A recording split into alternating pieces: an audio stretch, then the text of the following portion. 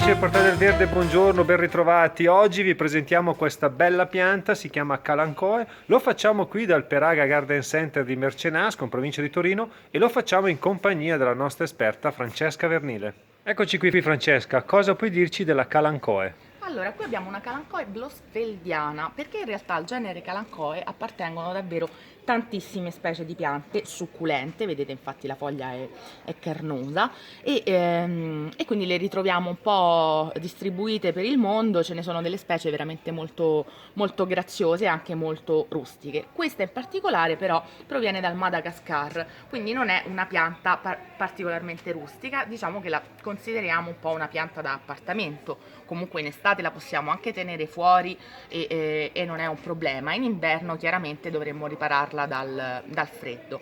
È una pianta brevidiurna, vuol dire che fiorisce quando la durata della luce è più breve rispetto a quella delle ore di buio. Quindi noi la compriamo generalmente fiorita, se poi però vogliamo farla rifiorire possiamo utilizzare questo trucchetto, tenerla al buio per 12-14 ore e lei dopo un po' capisce che è ora di continuare, di ricominciare a fiorire. È una pianta appunto succulenta, quindi non necessita di abbondanti innaffiature e soprattutto, mi raccomando, terreni ben drenati. Voi quando la acquistate al 99,9% dei casi la troverete piantata in un substrato di torba. La torba trattiene tantissima umidità, quindi io vi consiglio di rinvasarla con un composto magari appunto di pomice, lapillo o magari semplicemente un composto per piante grasse che trovate già in commercio. Comunque diciamo è preferibile farlo perché altrimenti rischiate che mantenga troppa umidità e che quindi poi alla lunga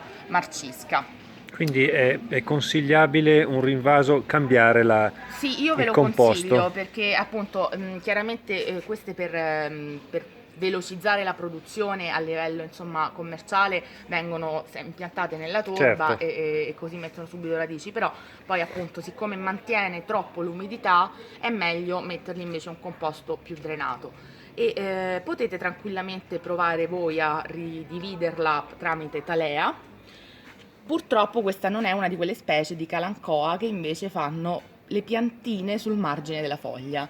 Esistono delle specie di calancoa che appunto tirano fuori tante piccole piantine sul margine della foglia, queste cadono e riproducono nuove piante.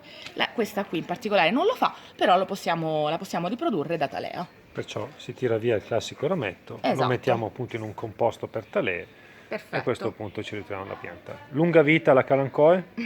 Beh, sì, insomma, cioè alla fine se la sapete mantenere non è una pianta di breve durata, poi appunto ve la potete riprodurre senza nessun problema, quindi create continuamente dei cloni e avete la vostra E le calancoe a vita. colorazioni, vedo che ci sono veramente svariati Sì, colori qua. la specie in sé sarebbe rossa, però chiaramente sono stati ottenuti degli ibridi praticamente di Quindi qualunque abbiamo dal tonalità. fucsia al giallo al rosa, c'è un po' di tutto. Sì, sì, c'è un Come po' di sempre tutto. manca il colore che in natura non c'è, che è il blu, giusto? Mi Esatto, insegni, il giusto? blu nei fiori. Abbiamo degli azzurri molto intensi, però Però, proprio il blu blu no, blu, no. più viola che blu.